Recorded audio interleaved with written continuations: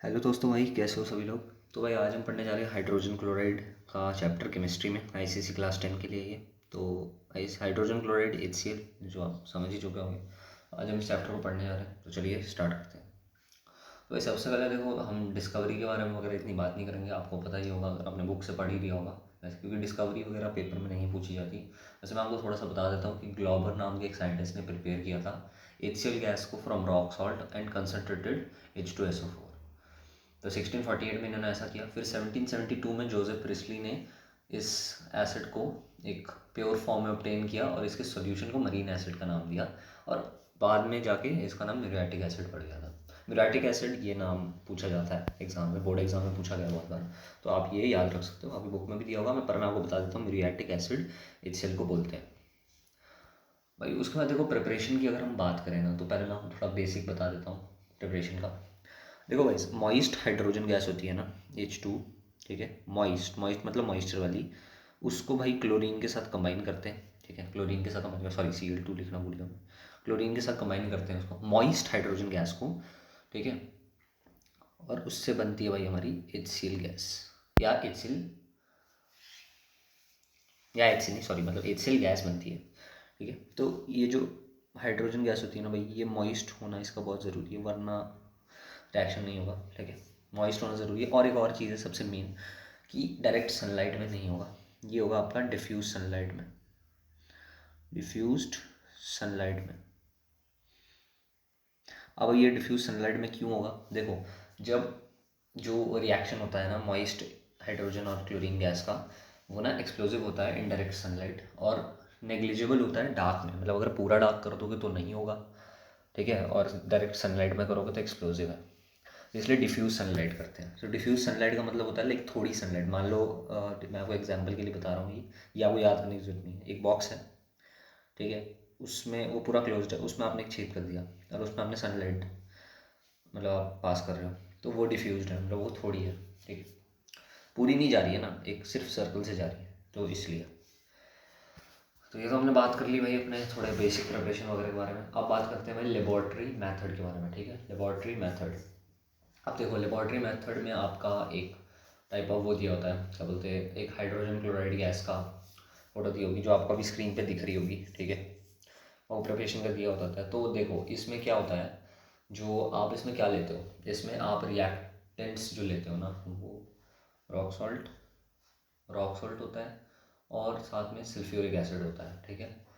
Rock salt और sulphuric acid. अब जो ये सल्फ्यूरिक एसिड होता है ना, ये आपको लेना है कंसनट्रेटेड। क्या लेना है आपको, ये आपको लेना है कंसनट्रेटेड। अगर आप कंसनट्रेटेड नहीं लोगे ना, तो रिएक्शन, मतलब वैसे इस बुक में इतना दिया नहीं, बट मेरे हिसाब से रिएक्शन नहीं होगा, ठीक है। मेरा कंसनट्रेटेड, कंसनट्रेटेड आपको लेना है। उसके बाद देखो, एक और कंडीशन इसमें आ जाती है कि आप लोगों को टेम्परेचर को जो है <200 डिग्री सेल्सियस लेना है। सॉरी, मेरी थोड़ी आवाज़ ऐसे अजीब सी लग रही है, कि एक्चुअली मैं थोड़ा सा बीमार था, इसलिए 200 डिग्री सेल्सियस से कम का टेम्परेचर लेना है। देखो, अगर आप टेम्परेचर को ना ज़्यादा ले लोगे, ठीक है, टेम्परेचर को ज़्यादा ले लोगे, तो क्या होगा, इसमें बहुत सारी चीज़ों लाइक हो सकते हैं फैक्टर्स, फैक्टर्स नहीं मतलब बहुत सारी कंडीशंस हो सकती है। एक तो नंबर 1 पे देखो, जो फ्यूल है ना, फ्यूल वो वेस्ट होगा, ठीक है, वो तो चलो हो गई, वो तो पता ही है। अच्छा, दूसरे नंबर पे एक और चीज़ है, जो ग्लास पैटर्न है वो क्या क्रैक हो सकता है, ठीक है, वो टूट सकता है।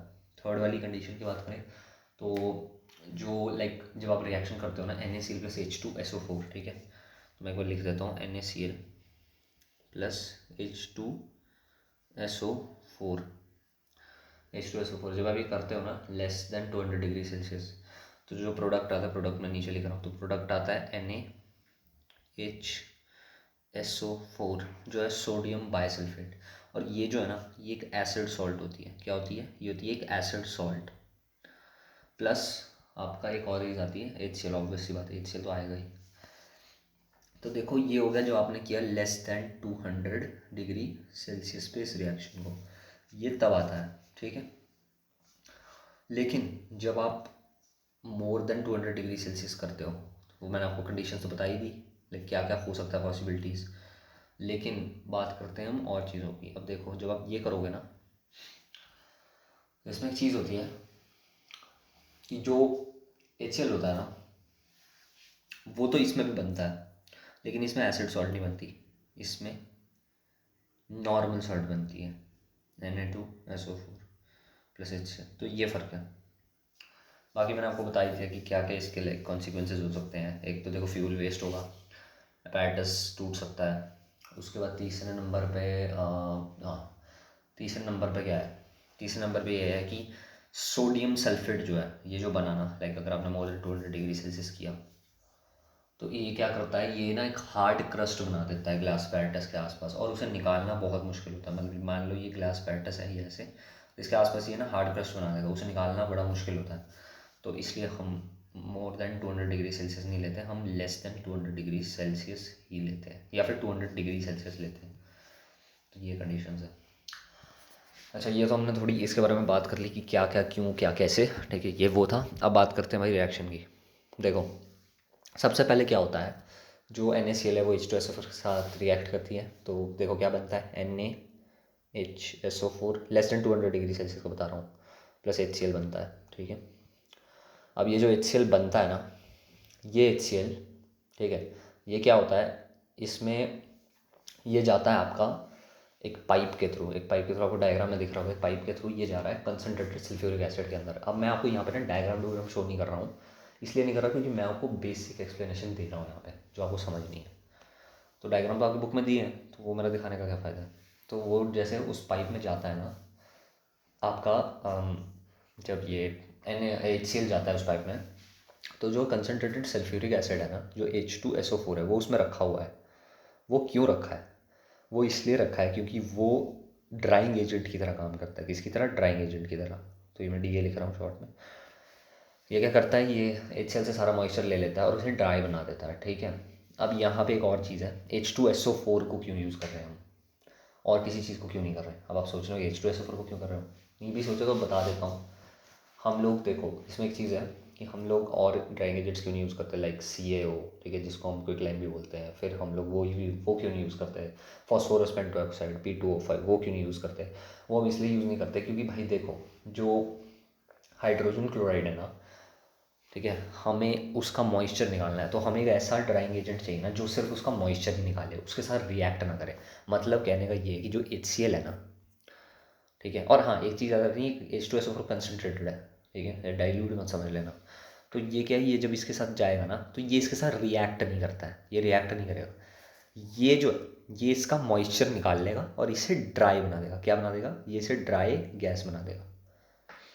लेकिन जो ये है ना CaO और P2O5, ये क्या करते हैं, ये इसे ड्राई बना तो देंगे बट उसके साथ रिएक्ट भी कर देंगे, और उससे बहुत सारी चीज़ें मतलब वो फिर मतलब रिएक्ट नहीं चाहिए ना हमको ड्राई करवाना है सिर्फ। अब अच्छा ये सब हो गया, ठीक है, ड्राई होगी गैस आपकी HCl।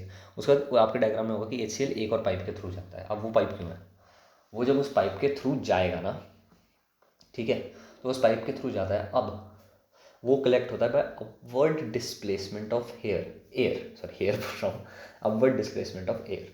तो ये अपवर्ड डिस्प्लेसमेंट ऑफ एयर के, अब देखो जो HCl है ना भाई, ये हैवी है, ये हैवी है देन एयर।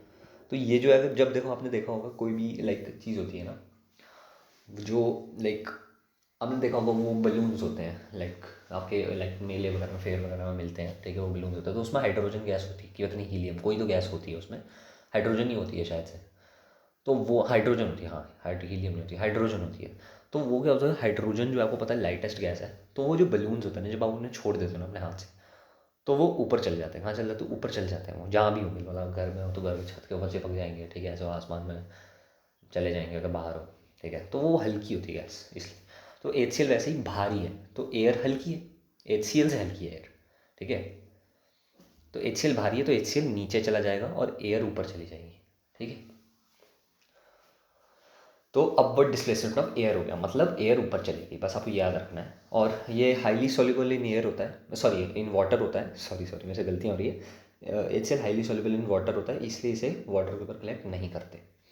अब देखो, अगर आपको ना उस गैस जार में चेक करना है कि HCl ही है, कहीं कुछ और तो नहीं बन गया है, वो चेक करना, तो पता क्या करते हैं हम, क्या करते हैं, एक ग्लास रॉड है, मान लो ऐसे है, एक ग्लास रॉड है, उसको डिप किया होता है अमोनिया सोल्यूशन में। किसमें, अमोनिया सोल्यूशन में। अब कई बुक्स में यार ये अमोनियम वगैरह लिखा होता है, तो वो सेम ही बात है, ऐसा मत सोचना कि कुछ गलत और है।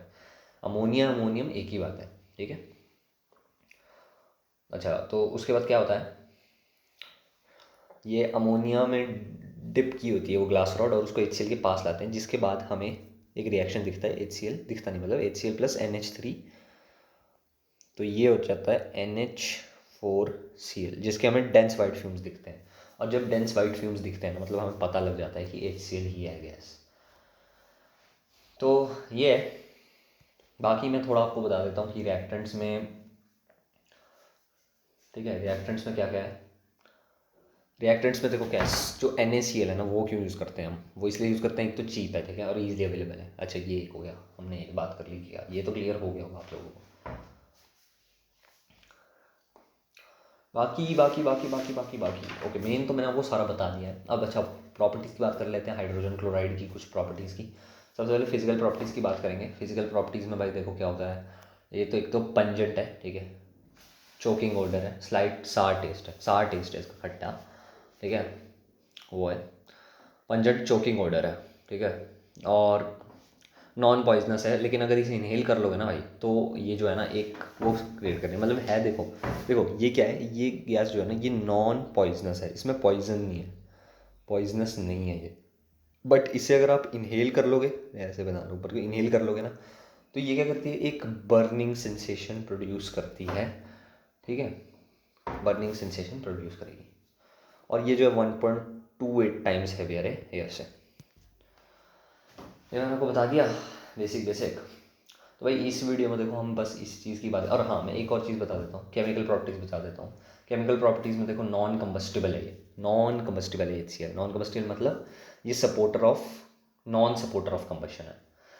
इसका मतलब ये है कि जो HCl गैस है ना, वो किसी भी लाइक बर्निंग वगैरह को सपोर्ट नहीं करती है, बर्न वगैरह जो है, आग वगैरह को सपोर्ट नहीं करती है, ठीक है, और ये एक्सटिंग्विश कर दी है ग्लोइंग स्प्लिट को। इंडिकेटर्स की बात करें तो देखो, जो मॉइस्ट लिटमस है ना, उसका कलर होता है भाई ब्लू, उसको ये चेंज कर देता है रेड में। जो मिथाइल ऑरेंज होता है, उसको ये, ऑरेंज आपको पता ही लग रहा होगा, इसका कलर ऑरेंज है, उसको ये चेंज कर देता है पिंक में। ये आपकी बुक में दिया होगा, मैं आपको ऐसे ही बता रहा हूँ, ये ज़रूरी नहीं है इतना है भी, मतलब, पर फिलहाल अगर आप किसी छोटे मोटे एग्ज़ाम की तैयारी कर रहे हो, जैसे UT वगैरह की तैयारी कर रहे हो, तो इतना इंपॉर्टेंट नहीं है। फिनोल्फ्थलीन का जो कलर होता है वो भी पिंक होता है, ठीक है, उसको ये कलरलेस कर देता है, ठीक है, कलर चला जाता है। बाकी भाई एल्केलाइन,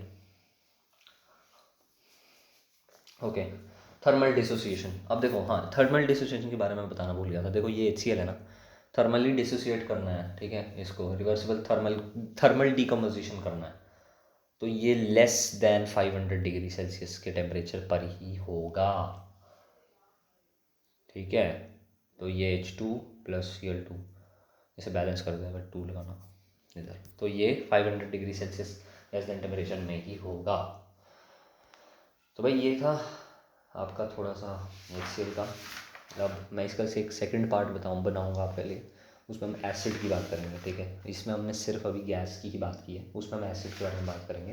बाकी जो यूजेस वगैरह होते हैं हाइड्रोक्लोरिक एसिड के, वो आप खुद पढ़ सकते हो, क्योंकि उसमें कुछ एक्सप्लेन करने के लिए है नहीं।